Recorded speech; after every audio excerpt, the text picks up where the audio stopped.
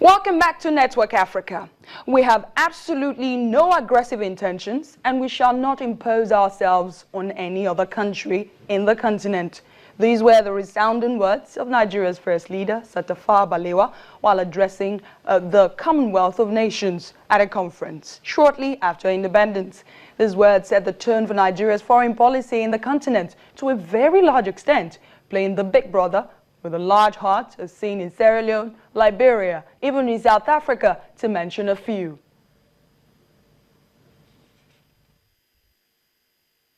I wish to make our position plain beyond any matter of doubt as regards the African continent.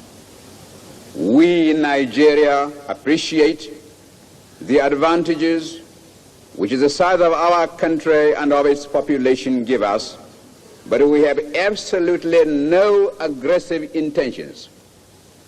We shall never impose ourselves upon any other country and shall treat every African territory, big or small, as our equal, because we honestly feel that it is only on that basis of equality that peace can be maintained in our continent. That's of Nigeria's first leader, Tafawa Balewa. So let's fast forward to the future, starting from the present administration.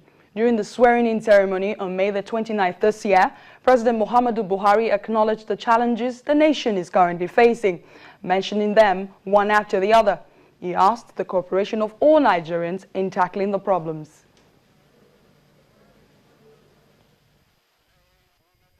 How well organized the governments of the Federation are, they cannot succeed without support, understanding, and cooperation of labor unions, organized private sector, the press, and civil society organizations. I appeal to employers and workers alike to unite in raising productivity so that everybody will have the opportunity to share in increased prosperity. The Nigerian press is the most vibrant in Africa. My appeal to the media today, and this includes the social media, is to exercise its considerable powers with responsibility and patriotism. My appeal for unity is predicated on the seriousness of the legacy we are getting into. With depleted foreign reserves, falling oil prices, leakages, and debts, the Nigerian economy is in deep trouble and will require careful management to bring it around and to tackle the immediate challenges confronting us, namely Boko Haram, the Niger Delta situation, the power shortages, and unemployment, especially among young people. For the longer term, we have to improve the standards of our education. We have to look at the whole field of Medicare. We have to upgrade our dilapidated physical infrastructure. President of the Federal Republic of Nigeria, as President Muhammadu Buhari. Now, the depleting socio-economic welfare of Nigerians has its roots in causes in many areas, including high unemployment rate, even as the population continues to expand.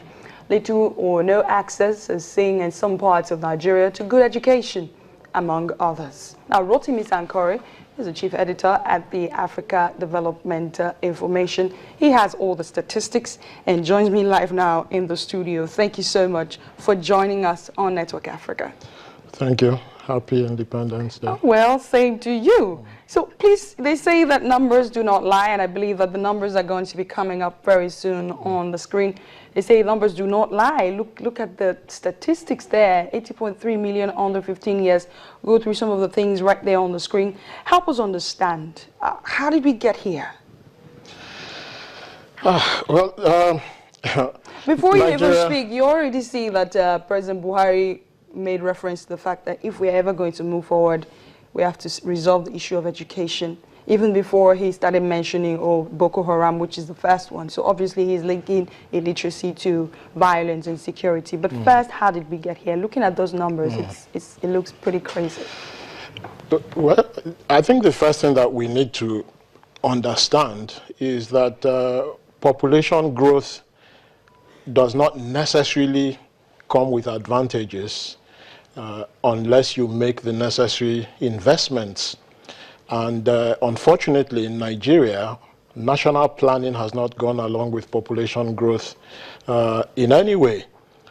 So if you look at family planning, for instance, which could have helped keep our population well within manageable proportions, in many of the states, especially in the Northeast and Northwest, the total fertility rate per woman there is 6, 7, or 8 children per woman. As a result, you have very high and rapid population growth, which outpaces both our resources and our capacity to manage those resources. So from the stats you were showing earlier, for instance, you will see that in the next 15 years, Nigeria will add a population of about 80.3 million, which is roughly the current population of Germany now. That is 80.3 million children under the age of 15. Now, for those numbers of children, you need millions of teachers, tens of thousands of schools, and along with that population, you need more electricity, more water, more transport, more housing, more food. So we have huge challenges. And to illustrate with the situation in the Northeast, yes, we have an extremist problem in the Northeast. There is no doubt about it. But if you look at the numbers of people who are not in school in the Northeast, so for men, for instance, in the Northeast, you have well over half of men that have never gone to school.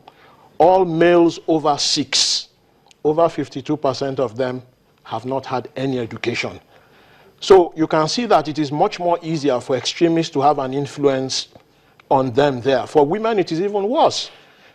Women's education is always between 5 and 10% worse than that of men. So now if we are complaining that, oh, there are female suicide bombers, it is because if you look at the population there that has never had any education, they are highly susceptible to extremist influence. Okay, so, I mean, because now we're looking at the future. We've examined the past, our present, and now we're looking at where do we go from here? President Muhammadu Buhari, in a speech when he was being sworn in on May 29th, also acknowledged these problems. So you have reeled out the statistics that these are the things that are going to happen, whether we like it or not, whether we prepare for it or not.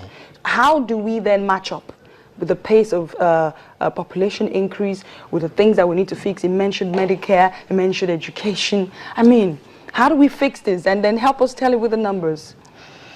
Well, in terms of human and social development investment, what we need to do in several key areas, for instance, is if we look at the population projections, we need to work out how many children exactly are estimated to be born every year, say, for the next 15 years of the new Sustainable Development Goals. Overall, we know it's about 80.3. Now, for every year, it means we need to make the necessary investment to match, for instance, vaccinations. So if, for instance, it's 3 million children a year, we need vaccinations for them. We need daycare centers for them. We need primary schools for them. We need secondary schools for them as they grow up. We need to invest in food security and nutrition.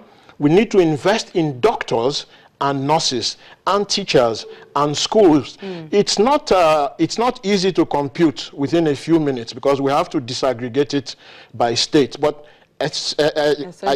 essentially, what the government needs to do, even before they start looking at the 2016 budget, is to look at the numbers. What do we need in 2016? What do we need in medium to long term? And then make the computations necessary to make all those investments. All right, Mr. Rotimi Sankore, this is an interesting discussion. I'm going to have to bring you back to the studio because when I go through your website and I see all of these numbers, I'm like, oh my God, look at where we are, and numbers do not lie. Thank you so much for coming on the program. Thank you very much. Mr. Rotimi Sankore is the editor-in-chief of Africa Development Information. Coming up on Network Africa, well, thousands of South Africans want President Jacob Zuma to clean up government before local elections next year.